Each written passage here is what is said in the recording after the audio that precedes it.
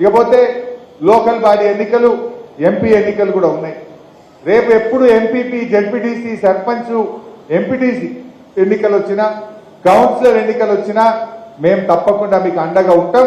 అన్ని రకాలుగా సహాయ సహకారాలు అందించి దగ్గరుండి బీఆర్ఎస్ కార్యకర్తల్ని గెలిపించుకుంటాం. మీరెవ్వరు కూడా అదే చెప్పడాల్సిన అవసరం లేదు. అఫ్కోర్స్ అప్పటికి అసలు ప్రజలే మీకేస్తారు. ఇప్పుడు ఇలా కర్ణాటకలో నిన్న మొన్న రిపోర్ట్లు ఏమొస్తున్నాయంటే ఆడ 5 గ్యారెంటీలు అమలు అవుతలేవు. 6 నెలలు అయిపోయింది. అక్కడ 6 నెలలు అయిపోయే వరకు ప్రజలకు అన్ని విషయాలు అర్థమైపోయి ఇలా పూర్తి యాంటీ కాంగ్రెస్ ఉంది కర్ణాటకలో. రేపు ఎంపీ ఎన్నికల్లో ఆడ దాదాపు 3 వంతులు ఇలా కాంగ్రెస్ పార్టీ ఓడిపోతుంది అనేటువంటిది ఇలా వార్తలు వస్తూ ఉన్నాయి. మన దగ్గర కూడా ఒక 6 నెలలు, ఏడాది అయితే మనని యాడ్ చేసుకుంటారు ప్రజలు. బీఆర్ఎస్ కార్యకర్తల్ని లోకల్ బాడీ ఎన్నికల్లో అద్భుతమైనటువంటి విజయాన్ని ప్రజలు అందిస్తారు.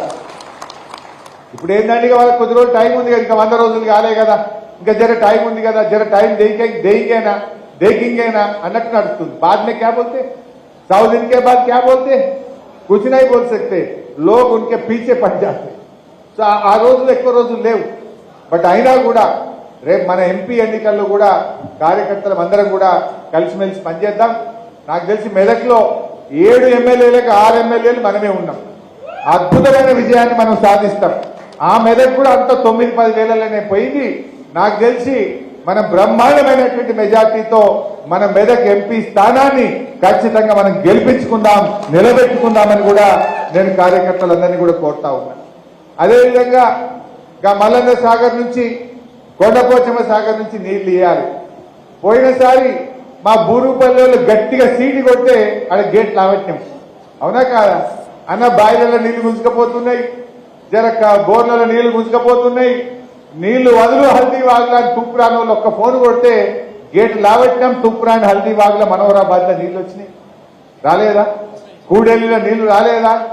అంటే ఇలా చరిత్ర తిరగరాశం. నీరు పళ్ళ మెరుగు అంటే నీళ్లను మీదికెక్కించి చూపించిండు మన కేసీఆర్. 3 సంవత్సరాలు ఎండాకాలంలో మన చెక్ డ్యాంలలో మత్తడి దుంకిచ్చినాం. వర్కల్ మన లక్ష్మీ నరసింహస్వామి గుడికాడ ఎండాకాలంలో చెక్ డ్యాం మత్తలు దుంకలేదా? బంగారం లాంటి పంటలు వండలేదా? ఇప్పుడు నిండా నీళ్లు నింపిపెట్టిండు మల్లన్న సాగర్లో కేసీఆర్. కొండపోచమ్మ సాగర్లో నీళ్లు నింపిపెట్టిండు. కానీ నీళ్లు ఇవ్వడానికి, నింపిన నీళ్లు ఇవ్వడానికి కూడా ఈ ప్రభుత్వానికి మనసు వస్తలేదు. ఇంకా కూడా ఆలస్యం చేస్తా ఉన్నారు. నేను ఈ గజ్వేల్ నుంచి ప్రభుత్వాన్ని డిమాండ్ చేస్తా ఉన్నా, వెంటనే కొండపోచమ్మ సాగర్, మల్లన్న సాగర్ కాలువల్లో నీళ్లు విడుదల చేయండి. మా హల్దీ వాగులో నీళ్లు విడుదల చేయండి. మా కూడలి వాగులో నీళ్లు విడుదల చేయండి. దేవాదుల లిఫ్ట్ ఇరిగేషన్ ద్వారా మా కొండపాక మండలంలోని చెరువులను కూడా వెంటనే నింపాలని చెప్పి కూడా ఈ వేదిక నుంచి ప్రభుత్వాన్ని నేను డిమాండ్ చేస్తా ఉన్నా. ఇప్పుడు తెచ్చుకోలేదా మనం? తపాస్పల్లి నుంచి కాలువ ద్వారా నీళ్లు తెచ్చి కొండపాక చెరువులు నింపుకున్నాం. ఇప్పుడు కూడా అదే పద్ధతుల్లో నీళ్లు ఇవ్వాలని చెప్పి కూడా నేను ప్రభుత్వాన్ని ఈ సందర్భంగా కోరుతా ఉన్నా. సో మిత్రులారా, నేను ఎక్కువ ఉపన్యాసం ఇయ్యను, కానీ ఒకటే ఒక మాట, చివరి మాట, ఎవరికి ఏ కష్టం వచ్చినా మీకు మా స్థానిక నాయకులే కాదు, హరీష్ అన్న మీకు అండగా ఉన్నాడు. ధైర్యంగా ఉండండి. ఏ ఆపద పడ్డా, కష్టం వచ్చినా, దవాఖానైనా తప్పకుండా ఆ భగవంతుడిచ్చిన శక్తినంతా ఉపయోగిస్తాం. మన కేసీఆర్ ఉంటాడు.